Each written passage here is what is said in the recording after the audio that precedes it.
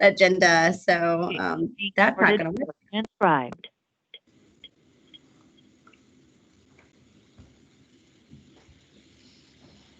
Emily, this is Jesse. I do believe you are running the meeting today, but Okay. as Kelly said, we'll wait for Tony. Okay, sounds good. Since it's a Teams meeting, I'm assuming we'll need to do a roll call. And Kelly, you'll do that? Correct. Okay.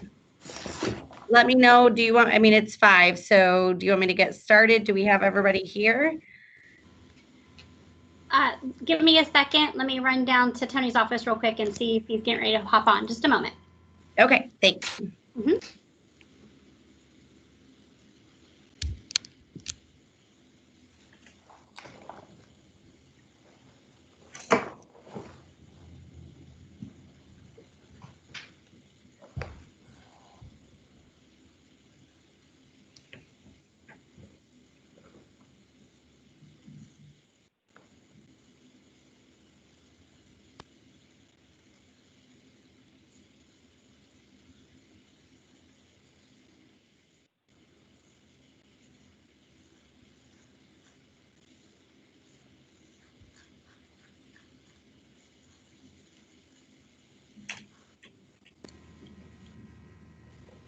Okay, he said he's about to hop on here. Okay, sounds good.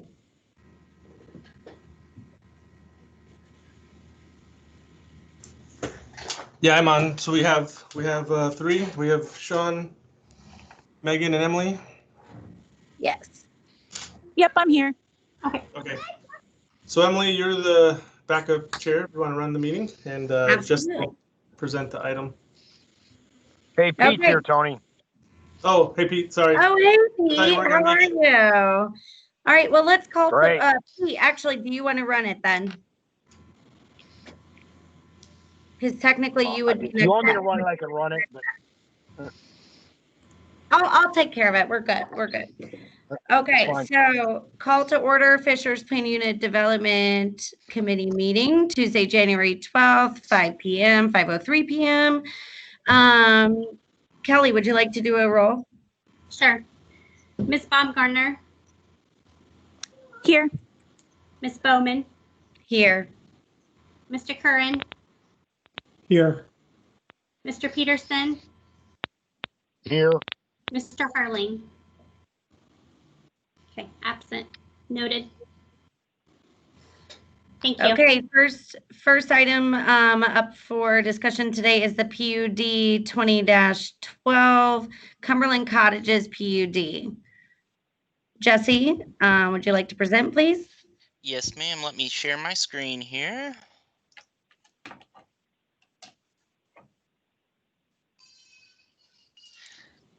Can you see my screen? No. Yeah. Yes. All right. For the record, Jesse Boschel, Planning and Zoning. The item before you is PUD 20-12 Cumberland Cottages. Subject site is located at the corner of Cumberland Road and 141st Street at 13995 Cumberland Road. Currently, it's zoned R3, but they are seeking a rezone to PUDR so that they can build an 11 detached unit cottage development. The cottage development is geared towards affordable housing and primarily geared towards single parent households. Just to give you an idea here, you see the 11 units with community gardens, common space in between those with the rain garden that would be fronting Cumberland Road and guest parking. Each unit would have its own covered parking space along the drive with a carport. Let's see here. Just to give you an idea, low maintenance plantings, just to show you some perspectives of what they are proposing here. It's pretty much your traditional cottage development. Stormwater management is going to utilize a rain garden. Everything will be accessible. While the units are geared towards single parent households, they are open to all those that qualify income-wise. Just to give you an idea of the architecture here, it's traditional homes. The homes do meet our UDO requirements. As you can see, shiplap accent siding with a smooth lap siding field. So difference in color with covered porches to give a projection and different windows, and panel siding recess to add to the overall elevation. Just to give you some ideas, some of the unit features, each unit will have a porch and will be elevation, detail, and proportion. It'll be proportional, won't look out of character.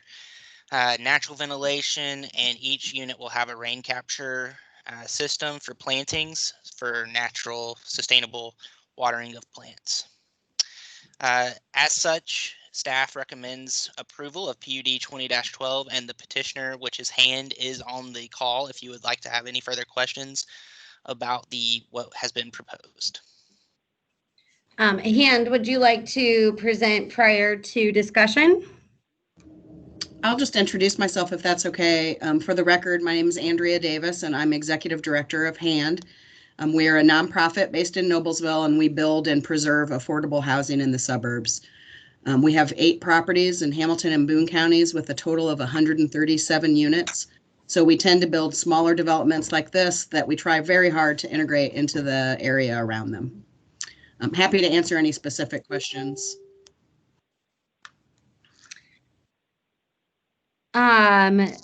Committee, any questions that you would like to present to the petitioner? This is Sean. Hey, Jesse. No question, but why don't we, Sean, I heard you first. Sean, do you have anything you'd like to add? no specific questions. Just wanted to make a couple of comments. That I really like the design that the architect has come up with, and I think it really blends well with the other residential that's in the area. And looking forward to seeing the project. Pete, it sounds like you had a few things you'd like to say. Yeah, I just was wondering, Jesse, from the adjoining neighborhoods, what architectural standards were required over there? Was there any masonry required, et cetera, because they're going to be right up next to that area there, right? So.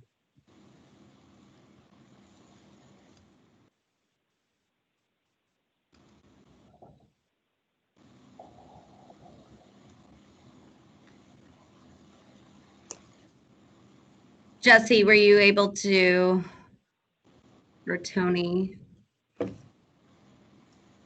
Yeah, I'm trying to see what the PUD,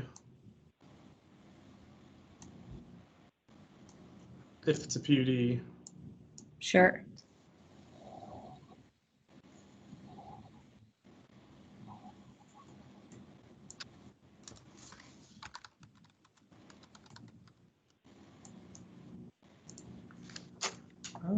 If you want to ask any other questions, maybe we can still look it up. I don't know if there's other questions while I'm searching. Sure.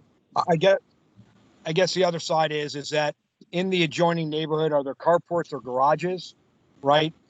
Again, we're talking about making sure it fits in the fit and finish with the neighborhood. I want to make sure we're consistent with that as we look at this particular project. I don't want it to be an outlier, if you will. Yeah, I believe there's garages. In more response to, I want to know what's around it, right? And what is the look of that, and understanding the product we have. I understand there's limitations, but I still have, questions, and I've been given questions by other residents as to, what they're going to look like, et cetera, and how it fits in with the rest of that neighborhood around there. So understanding any requirements or PUDs or standards, et cetera, would be beneficial for all of us to know. So Jesse, maybe you can share with us a little bit about at least the visual side of what is surrounding this community, especially to the south and to the west, I think.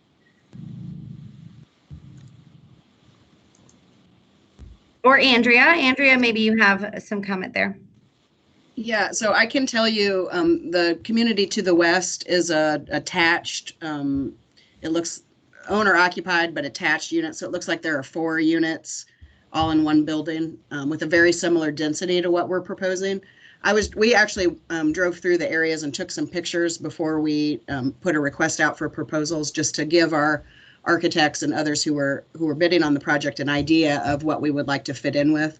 I'm actually looking for those right now to see if I can show you that. The neighborhood to the south is a single family neighborhood. I live in Sunblessed Farms, and when I pulled in, it's called Fisher Farms, and it looks like it was built kind of the same time, same builder.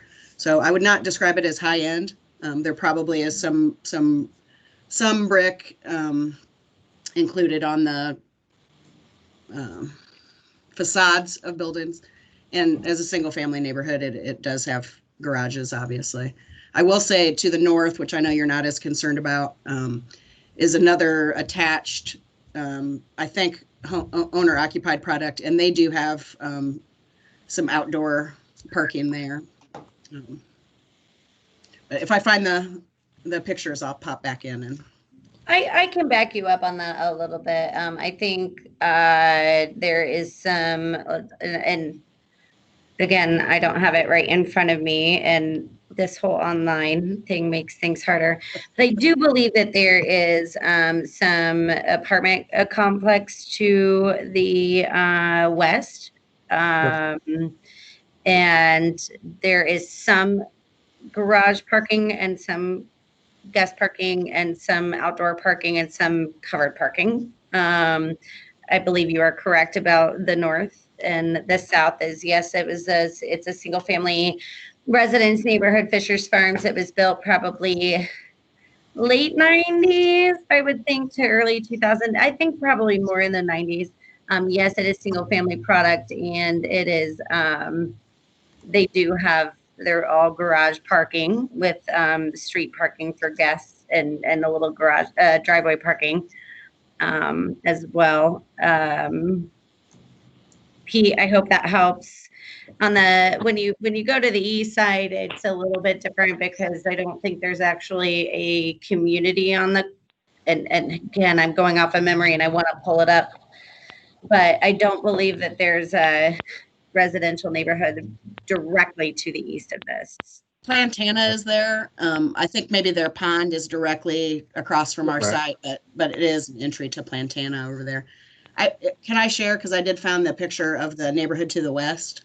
Yes, please. Thank you. Sure. Yeah, go ahead, Andrea. Yeah. Sorry, I'm a Zoom gal, so.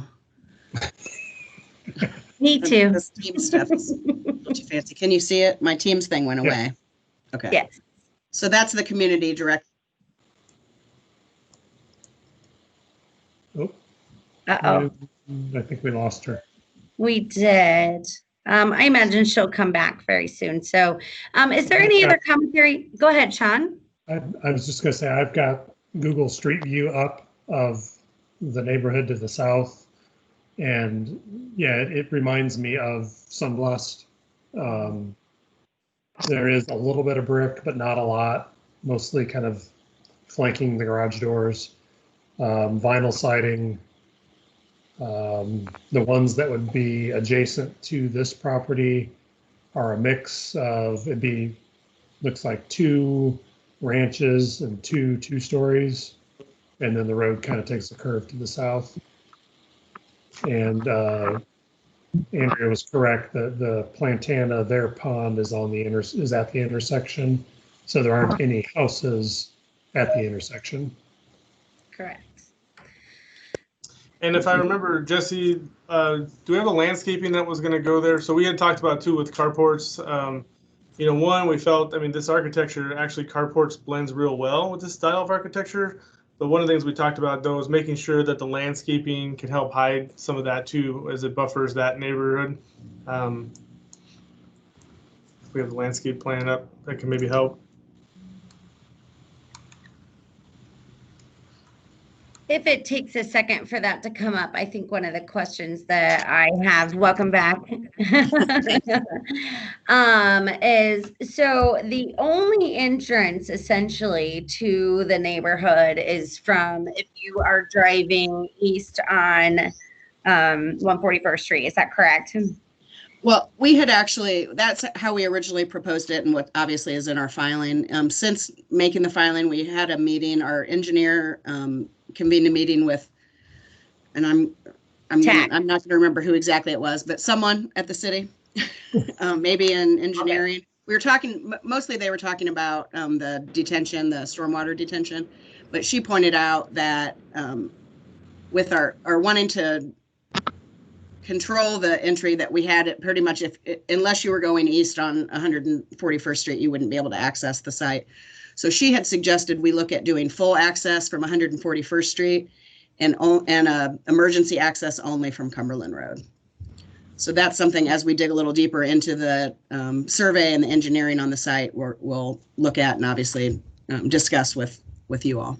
Sure. And I foresee, just my commentary, I think that having that left turn immediately outside of a roundabout could cause some issues too. So I'm sure the intention of the right turn access is good. That was going to be my question. Have we talked to the engineering department about making sure that if that is feasible, or that the other option of only accessing from 141st is that a feasible option with only 11 homes there? What kind of setback or challenges are we facing with that?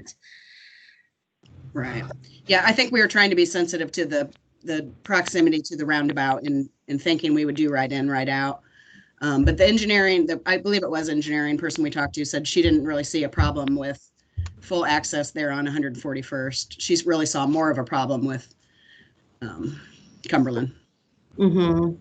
And I think that would address a concern I know I had about folks using the development to avoid the roundabout. If we have access out at 140 out on Cumberland Road, I think there's a chance that people who are getting backed up at the roundabout cut through the neighborhood, which isn't good for us, obviously, and probably not for traffic in general. So no. And this, so I guess from the city's perspective, do we feel like we need to make any contingencies on final decision from engineering on that plan? Well, no, I mean, that gets worked out at TAC. So, I mean, I think that's more technical than what we need to get into. Okay. I just wanted to kind of discuss those potential setbacks. Pete, did you have any further questions from your previous? No. And Megan, do you have anything you'd like to discuss? No, I like the architecture and think it's a great use for that site. So I'm excited to see it move forward. I would agree 100%. I think that what you guys put together really fits well, and even elevates a little bit of that area. And I think that that's great to be able to do what we're doing and still bring an elevation to it. I think that's great. So does anybody have a motion? I do have one question real quick before a motion. Sorry, Sean, I skipped you. That's okay. I talked at the beginning. Looking at the rendered site plan, I don't see you've got the 8 parking spaces that I'm assuming are for guests on the west side. I don't see any sidewalk access from that to the residences. Is there? I'm assuming there would be an intent to do that, especially with all of them kind of facing towards the green space. To be able to provide access to that. And also, is there any connectivity to the multi-purpose trail on Cumberland or on 141st Street, just to be able to providing access from all 11 of the units to that path without having to walk in the street within the neighborhood? I believe that sidewalks and connectivity are planned, but David Broush, our architect, one of the architects working on this, is on the call. Dave, can you respond to that? Sure. Excuse me, a couple things. Hey, Sean. We do show in this conceptual plan a sidewalk on the east side of the development between the cottages 5 and 11 and the detention area that connects up to 141st Street Okay. path. Oh, is that kind of that dashed? Yeah, exactly. We also, just in that same engineering review, there was some discussion about having similar connectivity along the west side where our ingress and egress is. So I would expect we would develop that. Also, the parking spaces, the guest spaces will probably shake out just a little bit.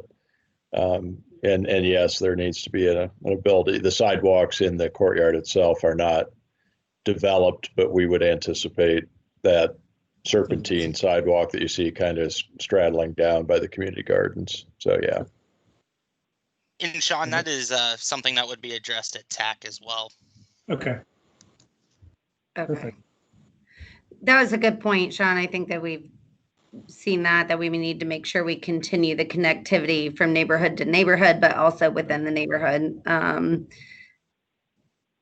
to the expected trails and all that. And Jesse, you're confident that that's going to be addressed?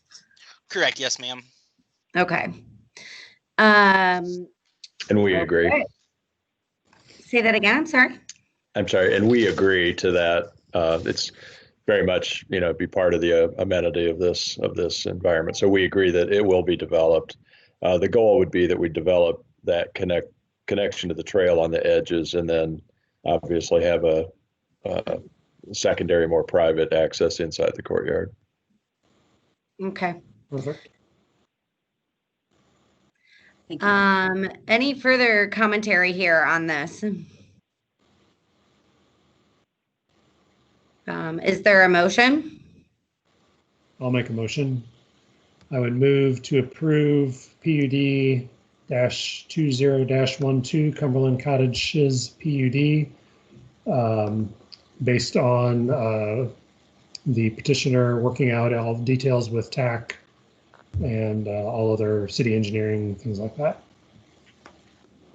I'll second. Megan. Okay. And all those in favor in turn say aye. Aye. Aye. Aye. Motion approved. Thank you. Thank you. When are you breaking ground? We need to get the funding. So rezone, we have to have the site control and proper zoning before we can apply for funding.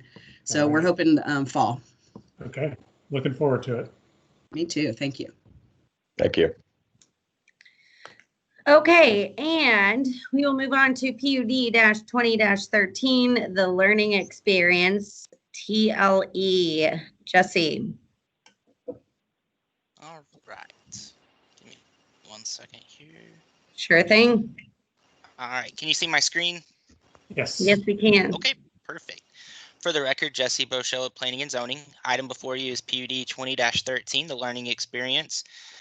The learning experience is a daycare facility that is proposed for 13650 Bentgrass Lane, which is to the east of State Road 37, just north of the Verizon there on Bentgrass Lane. If you've driven out there, you know that Verizon is the only thing there at the moment. So this is looking to go on the outlot to the north. Give you an idea of the site plan here. They're going to have a shared access drive here with Verizon going into their parking lot here. And they are working on a cross-access easement that would go to the northern outlot. But just to give you an idea here, they will have outdoor play space that will be gated, so for safety for the children. And they have been working with engineering as well as planning for several months on this, so we are very familiar. Just to give you an idea of the elevation here, they will be incorporating EFS and stone with metal, steel overhangs, and we'll be incorporating the franchise logo for the learning experience, which is the 1, 2, 3 ABC. The fun colors just to brighten up the facade. This is the architecture is comparable to that of the Verizon that would be to the south of this. Just to give you an idea here of the elevations. And the petitioner also provided a perspective drawing to give us a perspective of what it would look like with the fencing, as well as what it would actually look like. So with that said, we recommend approval of PUD 20-13, and the petitioner is on the line if you would like to ask them any additional questions. Petitioner, would you like to say anything before commentary? Sure. My name's Gary Wendt. I'm a Senior Vice President with Bradford Real Estate Companies.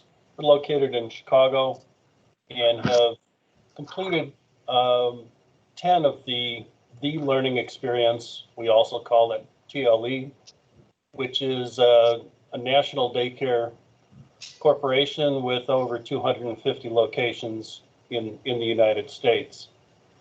This facility is about 10,000 square feet, and another major element is the outdoor play area that is fenced. And as you can see on the right-hand side, there are direct exit doors from the classrooms, and they're protected with that 4-foot high fence. On the left-hand side of the perspective is the play area, and that's actually a 6-foot high fence that protects that area. And of course, the front is designed to be colorful and designed for the kids. This is their TLE corporate logos and the like. So, with that, I'm certainly I'm here with the civil team, Stonefield, who has developed the engineering, and we all can respond to any questions you may have. Okay, committee, do we have commentary? Thank you, Gary, by the way. This is Megan. I'm wondering if along the frontage, kind of in between the two stone areas, that dividing area, is there a way for us to do some sort of, I don't know, different siding, some sort of additional architecture feature on top of that? It just seems, and maybe somehow replicating that along the sides, it just seems a little, I don't know what the word is, lacking a little bit, especially as we're doing all this work along State Road 37, maybe doing something to elevate it a little bit. I'd recommend seeing some sort of additional feature or characteristic added there, if that's possible. So if we can go back to the perspective.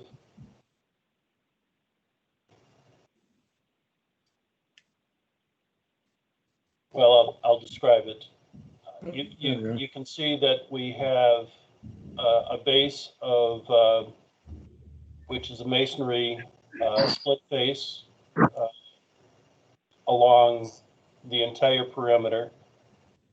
Then the stone which anchors the corners, and the cornice detail which follows the design guidelines that the city has. And the materials, the ephes in 2 colors, as well as the accent at the top. So as you turn the building, and there are elevations of the 4 sides, we have a similar element right on the east elevation, which is to break up the mass of the longer side of the building, much like we have on the front side, front elevation. The north elevation is where the playground area is, and you can see the blue canvas awnings that gives some shade for the children. And the play area, actually, it's more of a detail, sorry, but is separated by age group. So it's divided, and that's why there's two awnings. To go back, is there another elevation, or you use the, there we go. So to respond directly, I think that there's some ability to introduce what would be maybe a fourth or fifth material, and it could be a lighter color, get some more contrast between the darker ephes, the tan ephes, and the stone and the like. And that could be on both sides of that front entrance as well as turning the corner. Something we can certainly look at.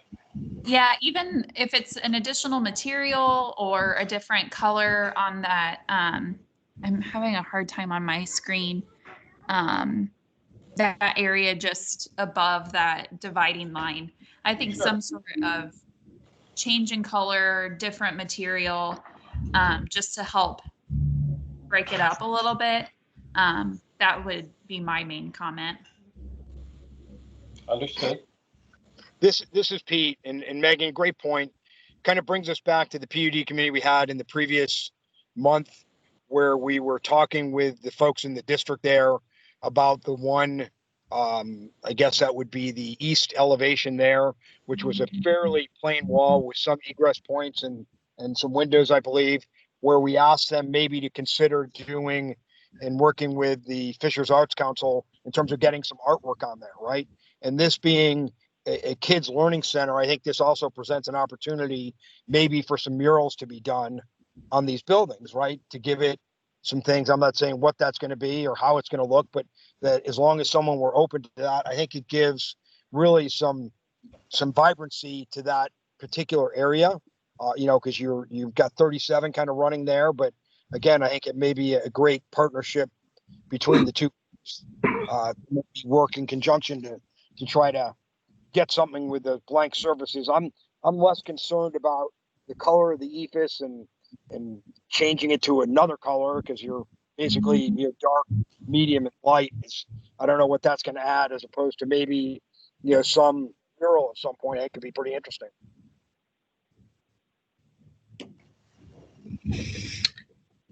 Sean, do you have anything to add? Yeah, couple of questions. I guess one is a kind of a clarification between the building elevations and the elevations for the sign and the dumpster enclosure. The sign and the dumpster enclosure show a stone veneer and reference it matching the building, but the elevations show split face block. And if I'm remembering correctly, I don't think that any of the other buildings out there have split face block as the base. I think they all either have brick or stone. I guess, just a point of clarification. I could be wrong about maybe the Walmart marketplace, but I think all the other ones that face 37 are either brick at the base of the building or are stone. I don't know if that's a concern to anybody else or not. The trash enclosure is called out as stone, just like the corners are stone -1. That would be matching. It was not the SB, the split face block that's called out as the base. Okay, thank you. The stone is reading as brick to me, so that was what was confusing me on the elevations. And that would be an option to change to brick and change to brick on the trash enclosure. I'd be open to anybody else's opinion on that. Yeah, so on what's currently in front of us, again, I also am a Zoom person and not a Teams person normally. And I have a little bar here that I can't figure out how to move. Trust me, I've been trying the whole time. But can we go back up to where is the trash enclosure shown? Is it on this page and I'm just not seeing it because it's blocked by my It was in the packet on a separate sheet. oh, okay. Could I see that? Would we be able to put that on the screen, please?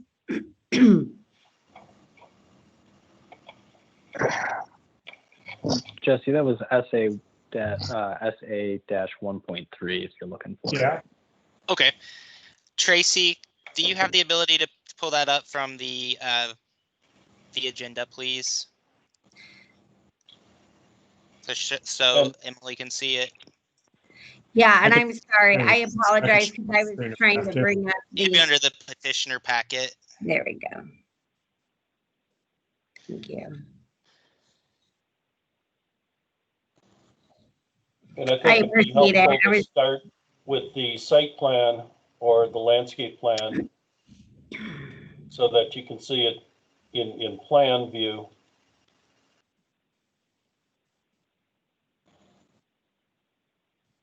In working with planning, we've been advised that the trash enclosure needs to be on the bent grass side because you determine that the west side of the building is considered the front. And so this sheet shows the trash enclosure, 3 sides which are called out as stone faced. And then the gates are actually a steel frame with Trex. We find that to be most abuse resistant. And so that's the enclosure, which is about 9 feet by 15 feet. And then you also see the monument sign that was illustrated adjacent to it, also on the side of the bent grass lane. Okay. I think I'm pretty satisfied with the response on your question, Sean. Any other commentary on that? I think the question that I have is, what is the material of the fencing? And is there any images of what we expect the north facing wall to look like along with the fencing, or is it just the building like in the play area and kind of seeing it all from that side? So the fencing is a solid vinyl fence that typically is white. It can be an off-white color. TLE as a corporation wants it to be solid and secure. And as I described, it is 6 feet tall around the 3 sides of the, well, in this case, if you could go to the site plan for a moment, because I want to explain this properly. The building you can see the proposed play area, which when I was going to say 3 sides is 3 sides plus a little bit more going to the south face. And so that's a 6-foot solid vinyl fence. And then the back side and the south side have the 4-foot high fence so that children are safe as they exit the classroom and go to the play area. But and all that was illustrated in the perspective. Yes. So, but all the fencing will match in color and style. Yes, it will. Just not height. 4 foot on the south side, 6 foot on the north side. Correct? On the west side of the building, which is, I'm sorry, the east. Well, the east side of the building has a 4-foot fence as well as the south side. So that's kind of L-shaped that connects to the play area that is all 6 foot high. Okay. Okay. And it'll either be white or off-white. Color has not been decided. Correct. Okay. I think I'd prefer the off-white based on the other colors of the building. I would agree 100% on that. Pete, do you have any commentary on this?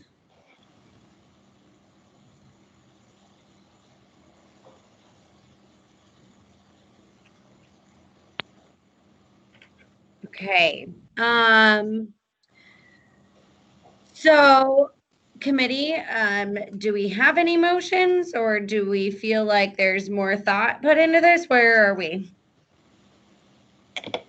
I'd make a motion that either the additional, some sort of additional element is added to either the west side of the building, so the frontage along 37, or an additional element is added for the public art or something along that south side of the building. So I would make that motion contingent on an additional element. Do we have a second?